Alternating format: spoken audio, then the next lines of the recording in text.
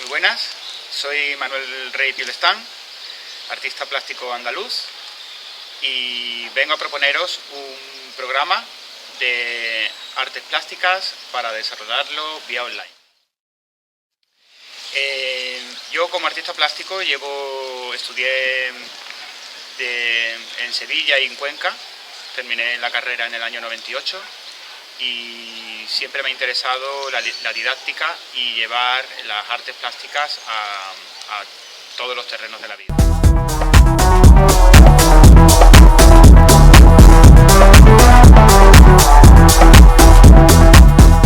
Ahora estoy llevando a cabo el proyecto de GymArt pues, vía online, y he iniciado mi andadura con el taller Cambia tu mirada y usa tu memoria visual con el dibujo.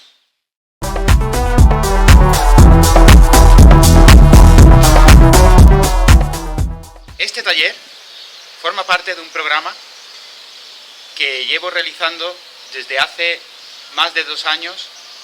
Estoy difundiendo en centros culturales y universidades y ahora online, y tiene con la intención de entrenar la mente y el cuerpo con las artes plásticas.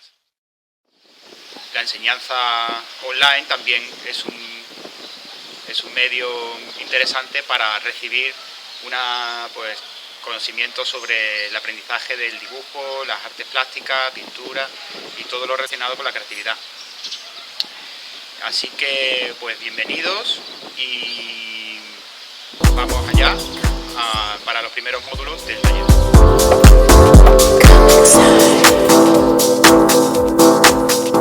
Bueno, quiero dar las gracias a la Diputación de Cádiz por haberme aprobado esta propuesta para difundir el dibujo, y aprovechando la situación mundial que tenemos, pues sepamos que ahí tenemos un campo de experiencia, que no necesitamos más nada que una mesa, un lápiz y una goma y objetos para pintar.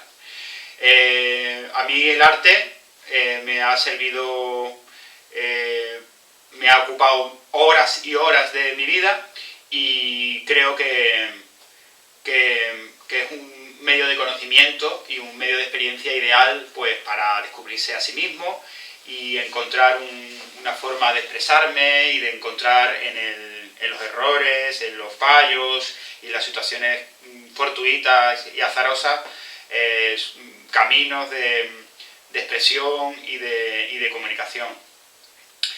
Creo que el momento es ideal para ellos, y os animo a que os unáis a mis talleres, y si no, pues a otros talleres de artes plásticas que puedan ayudaros a tener una visión más plástica de la vida, más creativa y más introspectiva, porque el arte requiere mucho trabajo interno y mucho estar consigo mismo.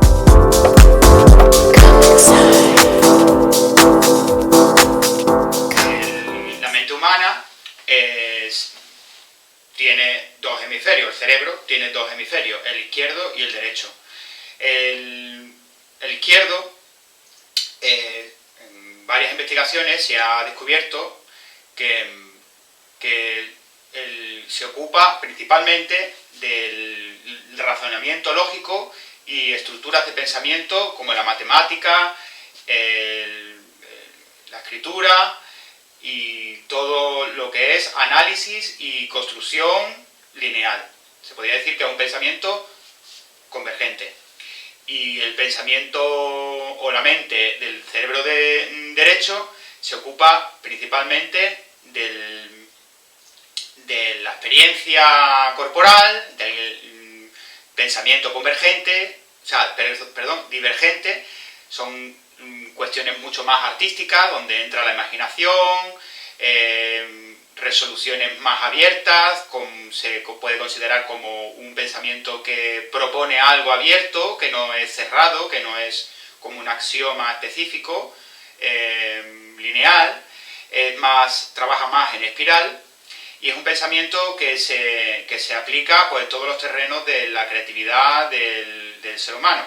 Podríamos ver en la danza, la pintura, el cantar, también el movimiento corporal o en el andar y todo. Yo, como artista plástico, pues mi carrera en Bellas Artes, tuve una formación muy de dibujo en Sevilla y estuve pues dándole, ocupando muchas horas del día al dibujo y investigando los libros, y tuve la ocasión de descubrir a un artista que se llama Walt Child. Yo no sé, en esa época, bueno, era más joven, pero bueno, es un artista autista que se pone enfrente de un paisaje y lo ve unos minutos y después se da la vuelta, se pone a dibujar y tiene una capacidad fotográfica, una memoria fotográfica increíble para transcribir todo eso que ha visto en un momento. Eso me hizo a mí reflexionar, porque la mente, si la tenemos no tan desarrollada, y este chaval pues con esa memoria tan fotográfica, pues me hizo pensar que es una capacidad que tenemos innata del ser humano y que es importante activarla. Cuando vi la historia de Picasso, y desde muy pequeño con su padre que le enseñaba, tenía una gran capacidad de memoria fotográfica, de transcribirlo en el dibujo. Vi otro ejemplo de una persona que desde muy pequeño tiene una gran capacidad de memoria fotográfica y puede también transcribirlo. Entonces ya uno va viendo todas las posibilidades que hay en este terreno, ¿no?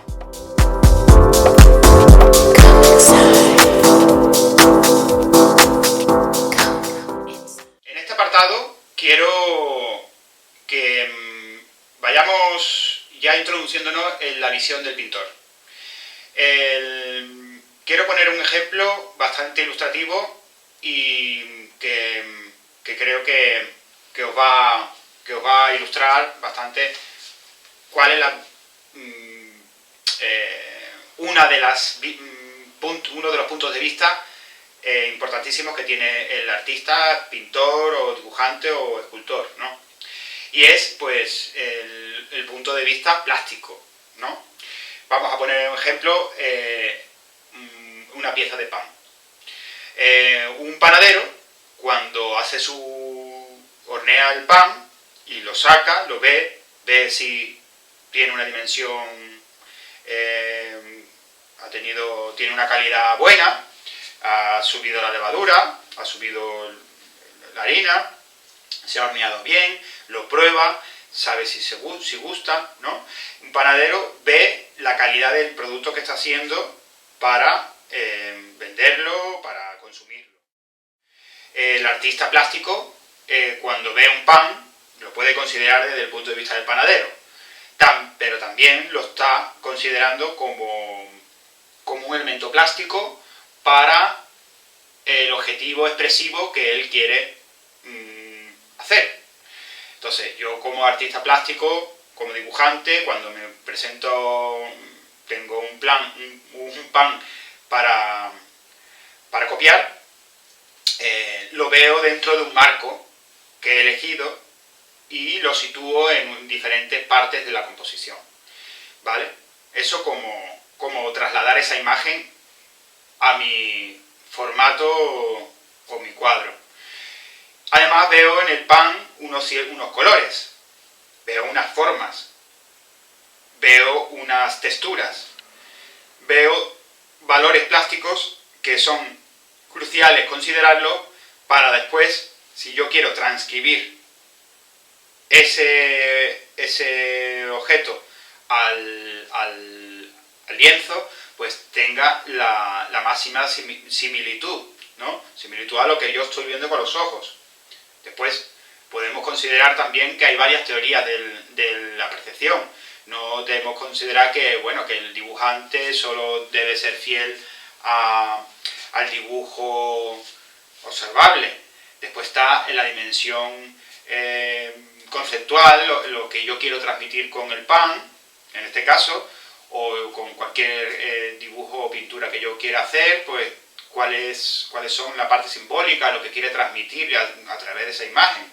Entonces, cuando veamos un cuadro, ya desde el punto de vista del artista y del dibujante, debemos considerar dos aspectos muy importantes, que están muy relacionados con lo que hemos comentado anteriormente sobre los hemisferios del cerebro.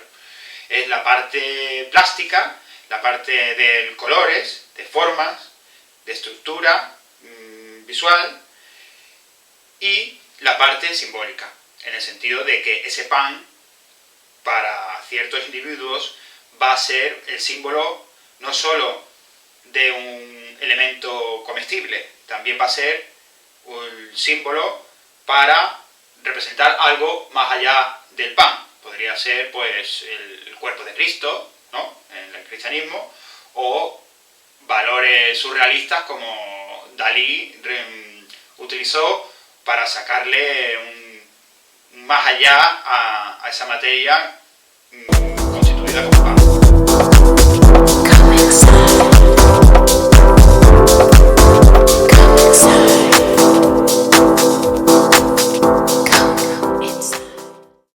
Cuando nos encontramos un cuadro, un marco, elegimos un marco, un formato, puede ser cuadrado, rectangular, circular o triangular o irregular. ¿Qué pasa? Pues tenemos que considerar ciertos aspectos importantísimos. ¿Cómo va a estar situada la obra? Si está de frente, si es arriba, abajo, eso es muy importante. ¿Desde qué punto se va a ver? ¿Desde qué punto se va a ver esa imagen? ¿Se va a ver a 10 metros? ¿Se va a ver a 2 metros? ¿Se va a ver a 5 metros? No es lo mismo verlo en tu salón, que está a 2 metros, que verlo en un hotel, en un hall de hotel, que tienes 10 metros de lejanía, por ejemplo, y puedes ver la obra a cierta longitud. No es lo mismo tampoco un mural en la calle, en un edificio, que se vea a 50 o 100 metros o más de lejanía. Eso es muy importante, que consideremos desde qué punto de vista, desde qué posición se va a ver la obra. Otra cosa muy importante es la idea de mapa. Un cuadro, un papel, un lugar para pintarlo, es un puzzle. La idea de puzzle también es muy importante. Un mapa es un puzzle de piezas. Son fichas, ¿no? Son piezas que se van encajando. El mapa en sí mismo es la idea de mapa se construye, se va acercando o nos vamos aproximando a los detalles desde una visión primero muy global. Quiero pintar el mapa mundi, entonces tengo que considerar primero la generalidad, los océanos y los continentes, ¿no? Entonces yo, por ejemplo, así general, tampoco es que me acuerde mucho, pero yo me acuerdo de España, Italia, Grecia, Turquía, Asia. Voy construyendo a través de un elemento que está entre los dos, positivo y negativo, continente y océano. Debo considerar la forma y el exterior, ¿no? A través de una línea imaginaria que solo la ve el hombre, el contorno. El contorno es una idealización o una abstracción del límite que hay entre las piezas de un cuadro. Entonces, ¿qué pasaría? Pues que el cuadro se compone, por ejemplo, ¿no? El cuadro se compone de elementos grandes y elementos más pequeños, ¿vale? Cuando vayamos a construir un cuadro, tenemos que considerar primero todas las dimensiones grandes, mayores. Eso es, desde lo macro a lo micro. Y después vamos considerando los países. De ese continente vamos considerando los países. Después las comunidades autónomas. Después consideramos las provincias y después consideramos las ciudades. Iríamos de lo macro a lo micro. Y otra forma de trabajar, que eso comúnmente lo hace la gente que tiene mucha experiencia, que es del detalle a lo macro. Pero esa gente construyen la idea de encaje de cómo, de qué es lo que va a entrar dentro del marco que hemos elegido, ¿no? Entonces, como propuesta interesante, es el que tengamos una perspectiva panorámica del cuadro, una perspectiva general de cómo va a quedar a efectos de lejanía, y después vayamos yendo cada vez a más detalle, ¿vale? Entonces, ¿qué es lo que pasa cuando construimos el mapa y las piezas grandes? Porque esas piezas grandes tienen unas formas generales, ¿eh? Yo comúnmente, y los artistas, entornamos los ojos para ver esa generalidad, ¿eh? Cuando la función de entornar los ojos comúnmente es para difuminar el cuadro, no ver detalles y ver solo la mancha, la forma general. Entonces partimos de ahí y después ya vamos construyendo, como de un edificio, pues vamos construyendo elementos más particulares, ¿vale?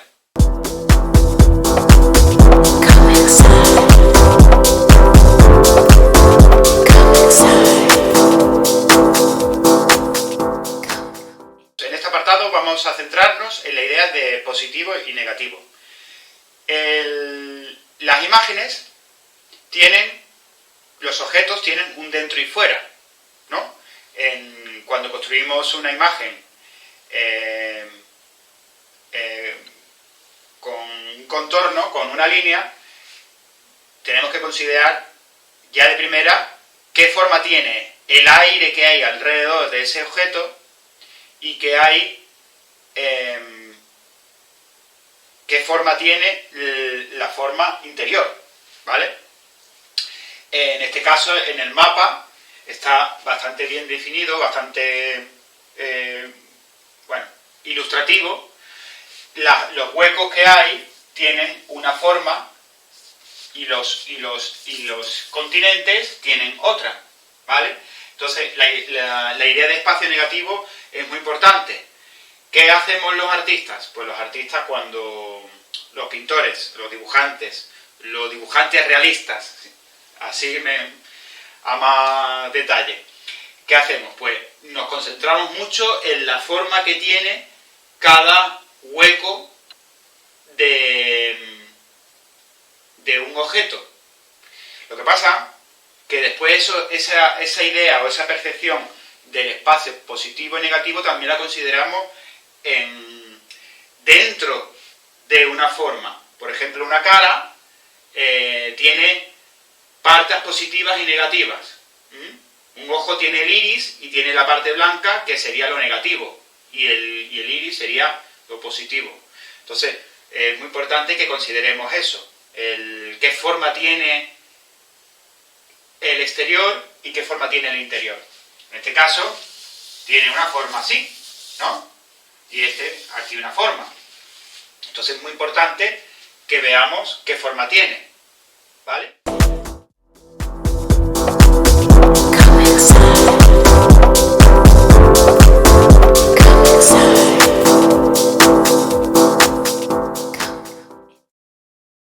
Ese mapa debe basarse en unas herramientas básicas que consideramos, o que, bueno, yo especialmente, y está generalmente nombrado así, que es el ABC de la imagen. El ABC de la imagen es el punto, la línea y el plano. El punto, si hacemos un punto, está en el espacio, en el cuadro, aquí. Es un elemento de atención, un punto de atención que la mente, el ojo, fija su percepción hacia ahí. Si ponemos otro punto, los ojos van a concentrarse en los dos puntos y se va a crear una línea imaginaria que después la vamos a dibujar. Cuando ponemos otro elemento, otro punto, ¿qué pasa? Pues que esos tres puntos se van haciendo una relación y se crea el triángulo.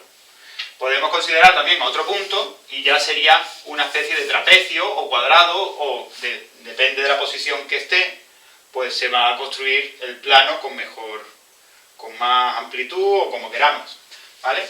Entonces, la mente humana considera el punto, la línea y el plano como elementos constructores después de todo lo que vamos a realizar. Cuando construimos un cuadro, vamos a poner, por ejemplo, una planta. Una planta tiene una dimensión que conforma una cierta dominación en el espacio. Después está una maceta, ¿no? La maceta tiene también su forma. Vale, pues cuando construimos una planta, lo primero que se considera es qué dimensión va a tener esa planta en el cuadro. Si yo tengo un cuadro que lo voy a considerar aquí así, lo primero que considero es el espacio que va a ocupar la planta y el espacio que va a ocupar la maceta. Esto se suele llamar las bolas o bocadillos, que es la estructura general abocetada muy suavemente para después ir haciendo el dibujo con más detalle. ¿Qué hacemos después?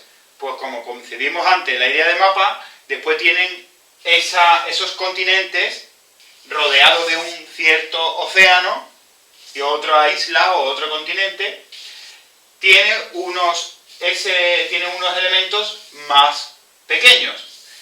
Serían, pues imagínense, pues, construcciones así. Serían los países y las comunidades autónomas de ese mapa mundi, ¿vale? Después de esas comunidades autónomas y tal, pues se van considerando elementos más pequeños. Dentro de esta estructura hay una hoja, otra hoja, otra hoja, una hoja, otra hoja. Pero esto es muy suave, ¿vale? Después, esto se considera como un punto o un plano. Es un elemento de atención. Primero vemos lo macro, formas medias, y después vamos viendo formas más pequeñas. Son centros de atención, puntos o centros de atención que se pueden ver también como un plano. Es un plano. Después tenemos puntos más pequeños, puntos de inflexión, puntos importantes en el espacio.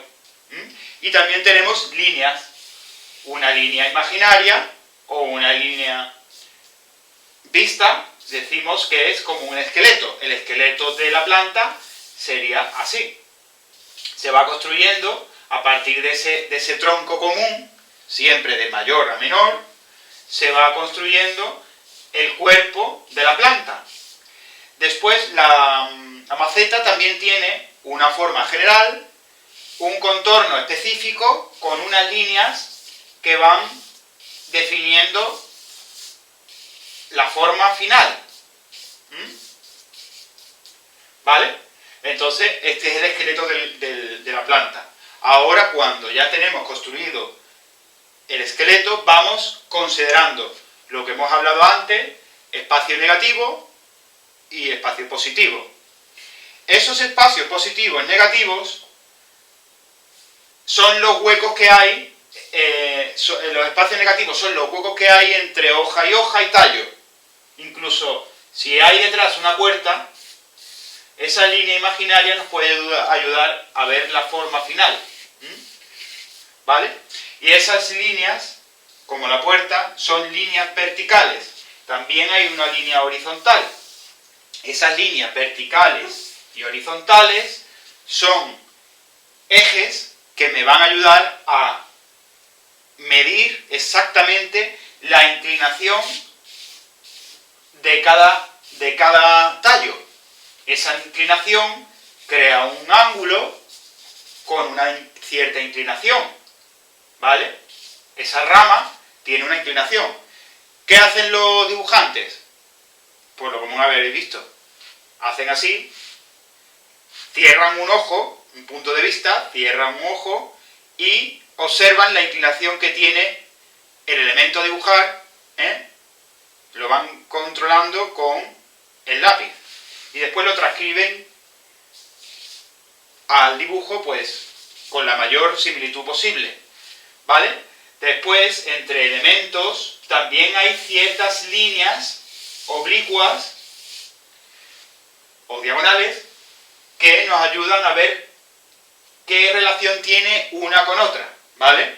Un mapa tiene una relación con todos los elementos del puzzle. Si hay un puzzle, una pieza del puzzle que no está bien posicionada, mueve toda la estructura del puzzle y puede haber como un caos total. Entonces es muy importante que cada pieza tenga una correspondencia con toda la generalidad. Por eso es importante tener la línea vertical,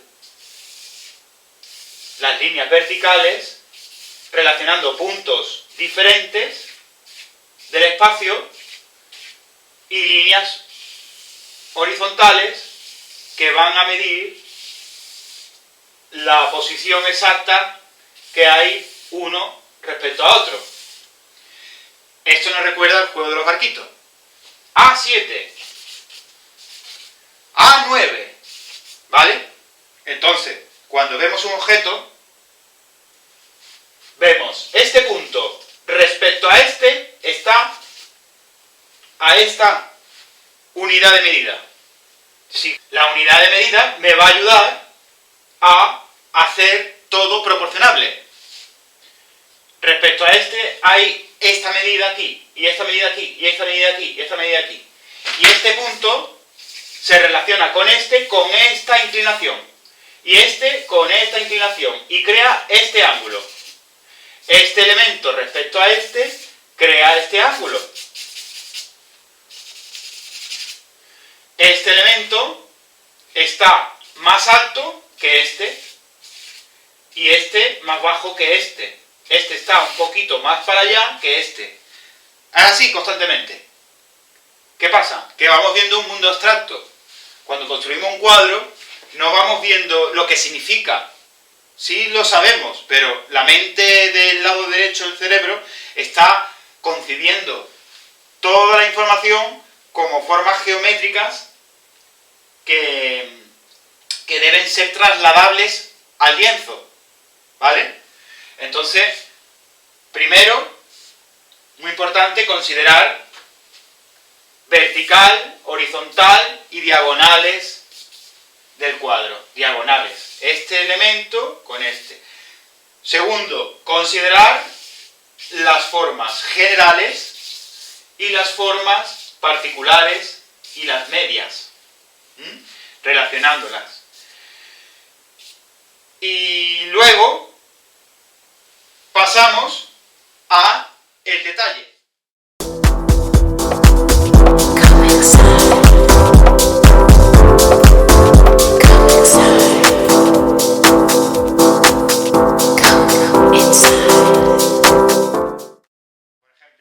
Cuando un niño le decimos que dibuje una oreja, pues va a dibujar la oreja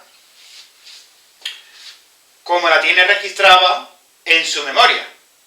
Su memoria visual ha visto la oreja, muchas orejas, pero lo concibe como un elemento simbólico que lo reconozcamos como un objeto, un elemento oreja, pero a no ser que sea un Whiteside o un Picasso, el niño lo único que va a ver es el símbolo, va a dibujar el símbolo de una oreja. Un niño dibuja una oreja así, más o menos. Puede ser, podemos ver un ojo también. Un ojo, ¿cómo se construye de forma simbólica? Pues así, ¿vale? La oreja, ¿qué tiene pelos? Es difícil de entenderla, ¿vale?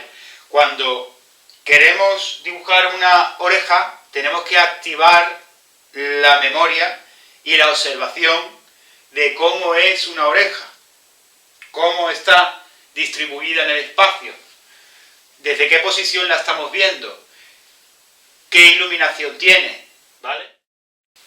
Pues, por ejemplo, si yo tengo la oreja de frente a de una persona, tengo que ayudarme de muletillas. ¿Qué son esas muletillas? Esas muletillas son las formas geométricas básicas. Antes hemos hablado del punto, la línea, que son dos puntos, y el plano. Pero el plano, desde esta posición, hay millones de planos. El triángulo, el círculo, el trapecio, el rombo, ¿vale? El rectángulo, el cuadrado y formas orgánicas.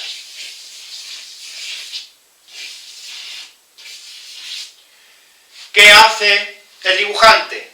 El dibujante, cuando construye su mapa, pone los puzzles, las piezas del puzzle. Pone piezas con formas geométricas variadas, tanto regulares como irregulares. Cuando yo construyo una oreja que estoy observando y que la quiero transcribir tal como lo veo, tengo que ayudarme de esas muletillas. Esas muletillas son la estructura interna, el esqueleto, que después me va a hacer dibujar el contorno tal como lo veo. Después del contorno iría ya las sombras, sus luces y sus sombras. También las luces y las sombras tienen formas. Hay luces alargadas, luces oscuras, todas las luces de una oreja tienen una dimensión espacial en el mundo bidimensional. Por ejemplo, vamos a construir la oreja. Yo veo una oreja de frente y lo primero que concibo son dos círculos. Dos círculos, en mi memoria es fácil copiarla. Después una línea imaginaria. Después un arco aquí, las uno y ya tengo la estructura general. Esa forma general que hablamos antes. Después tiene otra línea muy paralela a esa exterior que puede considerarse de esta posición. Y después tiene otra forma general que es así. ¿Vale? Esto es el esquema, el mapa general de una oreja. Después la oreja tiene más detalles. Zonas, un semicírculo, una media luna, un lado aquí alargado, oscuro, esta zona media luna está en oscuridad. Entonces, ¿qué pasa? Que esos elementos pequeños, ayudados por el registro de esas formas particulares grabadas en mi memoria, yo veo esta forma larga, esta media luna, eso es fácil copiarse. Tú copias esto, después copias esto y después vas a micro, de macro a micro.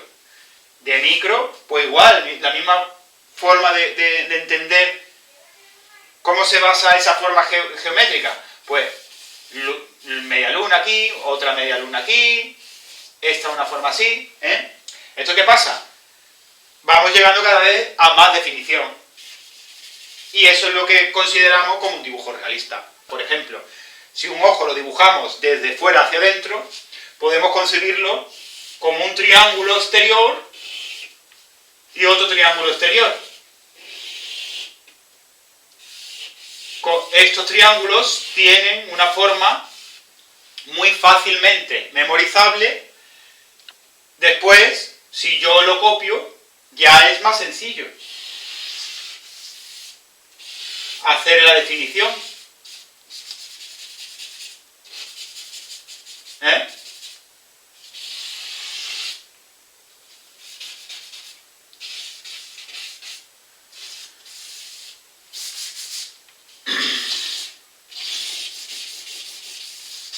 ¿Vale?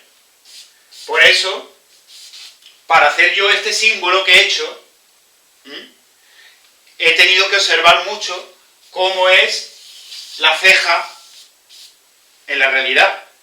¿Vale? ¿Qué tenemos que hacer? Primero observar formas geométricas en esa realidad y luego llevarla a nuestra memoria y gracias a nuestra memoria dibujaremos cualquier elemento que nos apetezca y ahí construir nuestra historia personal. Bueno, pues con estas breves explicaciones creo que tenéis los conocimientos básicos para profundizar después en internet y podáis profundizar y ver que el punto de vista del dibujante está claro que va por la mirada. Con ello quiero animaros pues que os unáis a nuestro grupo de WhatsApp. Podéis encontrarme en pinturaymodelado.com, en mi página personal reypiulestan.com y en las redes sociales también por mi nombre, Manuel Rey Piulestan.